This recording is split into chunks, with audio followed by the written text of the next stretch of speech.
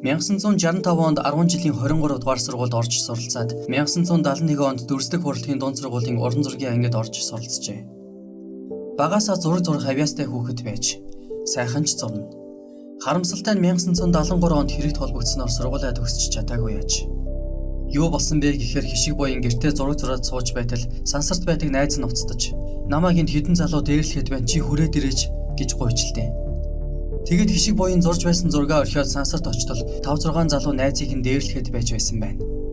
Тэдний нэг нь хутга гаргаж ирээд найзыг нь хутгалах гээд дайрахаар нь хишиг буян хутгийг нь булааж аваад зөрүүлээд хутгалчихж. Ингээд тэр ганц хутгийн мөрдөнд 4 сар гаруй хоригдсны дараа энэ хэрэгтэй 3 жилийн ял аваад Дартийн колонд очижээ. Тэгээд жил 6 сар ял идлээд гарч ирсэн байна. 1976 онд цэрэгт явсан боловч 1978 онд бас л зодоо нүдэний хэрэгт холбогджээ. Гэхдээ бас л бусдыг өмөрч байгаад өөрөө хохирсон байдаг. Тэр үед 40 мянгатынхаа хүүхдийг өмөрөөд 5-6 хаал цэрэгтэй зодтолджээ. Өөрөө 2 дахь оны цэрэг байсан тэрээр өнөөх хаал цэрэгүүдийг арх уугаад сууж байхад нь явж ороод та нар манай 40 мянгатын хүүхдийг яагаад дээрлэхэд байгаа юм бэ? Мөнгө төгрөгийг нь буцааж өг гэж хэлдэг. Тэгтэл тэдний нэг нь хишиг буянгийн араас гитэж байгаад ард агз руу архины шилээр зөхөж үүнээс болж хишиг буян нөгөө 5-6 хаал цэрэгийг бүгдийг нь барьж авч содоод нэг цэрэгийг нь бүр архитай шилээр зөхөж гэмтээснээр бөөн асуудал үүссэн аж. Ингээд тэр давтан хэрэгээр Мантийн шоронд очсон бөгөөд энэ цагаас хойш л буруу замаар орчихсон байна. Уг нь тэрээр сэтгэл сайтай, шударга, нөхөрсөг, бусдад тусархаг хүн байж. Үүн дээр зориг зүрхтэй гэж жигтэйхэн. Гэвч тэрхүү зориг зүрх нь түүнийг жаахан буруу зам руу хөтлчихсэн бололтой. Хэрвээ дүрслэх хурлын сургуулиа төгсөөд зөв замаар явсан бол уран зургаар юм дуулгаж мэдгэл нөхөр байж. Мөрдөнд байхдаа саахны хайрцаган дээр хөзөр зураад хүмүүст өгдөг, ганц хуудын хянагч нар хүртэл түүгээр хөзөр болон янз бүрийн юм зуруулдаг байсан байгаа юм. 1982 онд хишиг буян бас л бусдын өмнөөс шоронд орсон гин. Сайн найзынхан дүүгийн малгайг 2 залуу дээрэмдчихэж. Тэгээд хишиг буян дээр ирээд миний малгайг аваад өгөөч гэж гуйхаар нь хишиг буян нөгөө хоёр дээр очиод малгайг нэгтэл аль хэдийн зарчихсан байж. Тэгэнгүүт нь за та хоёр ямар ч гэсэн өөрсдөөсөө мөнгө гаргаад малгай авч өгч манай найзын дүүг хохирлохгүй болго гэж хэлдэг. Гэтэл нөгөө хоёр ч айлаас юм хулгайж зараад малгай аваад өгчихжээ. Төлөвлөгөө хулгайн хэрэг нь илэрснээр нөгөө хоёр ч хишиг буян биднийг дарамтлж хулгай хийлгэсэн гэд цагдаад мэдүүлчихсэн байна. Ингээд мань нэр хүн дарамтлж хулгай хийлгэсэн гэдгээр мөрдөнд хоригдсон гин. Дараа нь гарч ирээд нөгөө хоёр нөхөртэйгээ архитаж байгаад та нар хүн матж шоронд хийлгэдэг ёстой өөдгүй хулгайчуд гээд байрч авч содсноор дахиад л Мантийн шоронд руу ажигджээ. Хишиг буян сайн даж тэр хоёртой архитаагүй. Цаад хоёр нь түүнээс айсандаа болоод архи авч өгч долгонсон байгаа юм. Ер нь хишиг буян дандаа ингэж бусдын өмнөөс орон шоронд орж байсан хүн аж.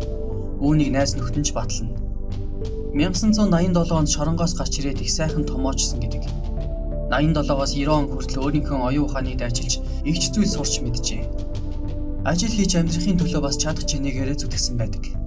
Ямар сайндаа л хүнд машин механизмын автокраны ангийг төгсөж байсан гин. Мөн Япон хэлний анхны курсыг төгсснөөр японоор чөлөөтэй уншиж бичдэг болсноос нөөцгөл зургийн авьяастайгаас гадна хэлний авьяастай нэг юм байж. Англи хэл бие дааж сураад дээр нь төвд хэл бие дааж сурч төвдөр уншиж бичдэг болсон гин. Нэг өдөр гудамжинд тоосондоо даруулсан машин байхаар нь зөвлөлт холбоо дуусаад үйлдвэрлэсэн энэ машин тоосондоо дарагдаад яасан муухай юм бэ гэд японоор биччихсэн байна. Тэгтэл энэ нь том асуудал болж цагдаа нар үүнийг хятад бичиг байна гэж эндүрээд тагнуул энтер гэж харсан ч юм уу хишиг буян баривчилж аваад 72-т суулгаж байсан гэдэг. Хишиг буянгийн хамгийн сайн найз нар гэвэл жудо цогоо багшин дээдийн тоо физикийн анги төгссөн Тамир, Батжаргал, Гэркээс, Пал Баяра 100 дайр нар байжээ. Тэднийх улсын их дэлгүүрийн зүүн талын 1-р байранд байсан нь 40 мянгатын жинхэнэ голбот болсон газар байсан гин. Энэ ч утгаараа тэрээр тухайн үед эд модонд орж байсан пянц гихчийг цуглуулдаг байж. Түүнд Beatles, Bee Gees гэх мэтийн том хамтлагуудын бүх пянц байдаг байсан гин. Ер нь 40 мянгатынхнаас хамгийн их пянцтай нь хишиг буян л байж. Яагад гэвэл түүний ээжийнх нь төрсөн дүү тухайн үед Нью-Йорк хотод нүүбэд ажилладаг байсан учраас Америкаас жинхэнэ ховор пянцнууд явуулна. 100 дайр бацаан зоргионоор хишиг буянгаас пянц гуйж сонсдог байжээ. Гэхдээ хишиг буян пянцаа өөрөө авч явж сонсоход буцаагаад авчирдаг их нявхур нямбай хүн байсан гин. Эрхүүд байсан найз нараараа 2 колонктой мундаг том хөгжим авчруулад өрөөндөө тавьчихсан янз бүрийн пянцыг твхэд л үрчгсэн байдаг байж. 10 жилийн сургуульд хамт байсан Аква гэдэг найз нь хойно сорч байхдаа хамгийн сүүлийн үеийн стерео хөгжим авчирч өгч байжээ. Мөн тэр уран зургийн хачин гоё альбом цуглуулдаг, уран зохиолын ном их уншдаг байж. Орос ном их цуглуулдаг байсан ба түүнийгээ орсуудад зарна. Яагаад гэвэл нэгдүгээр байр нь их дэлгүүрийн хажуу талын номын сантай өсчөнтэй байр байж. Тиймээс хишиг буян Орос ном 9 даруйд нь худалдаж аваад Оросуудад зардаг байсан гин. Дээр нь тэрээр их цэвэрч ням бай. Энэ хэрээрээ тухайн үеийн хамгийн гайгүй хувцсыг өмсдөг байжээ. Хишиг буян барагтай бол бүлгэрээ зодолддоггүй. Энд тэнд ганцаараа очиод зодолддог их зөрөгтэй байсан гэж ярьдаг. Энд тентхийн атмануудтай зодолдлоо гэхэд ганц зохиод л нам болгодог лут чадaltaй залуу байсан гэдэг. Ер нь ганц л зохион. Тэгээд зодоо нүдэний хэрэгээр 2-3 удаа шоронд орсон тэрээр хамгийн сүүлд майнтаас суллагдсан. Шоронд очиод хүнд ч дээрлэхүүлж үзээгүй гэдэг. 40 мянгатын хишиг буян гэхээр шоронгийн ямар ч хулгайч мэддэг айдаг байсан гин. Уг нь тэрээр өөд болохынхоо өмнөх 3-4 жил арх ер нь уугаагүй яж. Угаасаа хүмүүс л толгонож арх өгдөг байсан болохоос хишиг буян архинд тэгтлээ хорхоосч байсангүй. Харин амьдралынхаа төгсгөл үед арх нилээд уудаг болжээ. Яагаад гэвэл авгай нь Унгар руу явчихсан аж.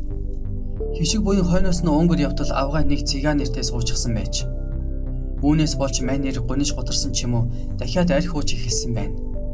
Ямар сайндал хойноос ирэхдээ шал согтуу ирж байлаа. Хишиг буянгийн нас барсан нарийн шалтгаан тодорхойгүй гин. Өөд болохынх нь урд орой Янгир рестораны цагдаа нар зодсон гэж ярьдаг. Тэгээд маргааш өдөр нь бөмбөр худалдааны төв дээр Гамбол гэдэг найзтайгаа шараа тайлж байгаад л босоогороо нас барсан гин. Нас барсныхан дараа хороон дарагд орж хорлоо ахт нь дүү чинь босоогороо нас барсан жинхэнэ эр хүн байжээ гэж хэлсэн байдаг.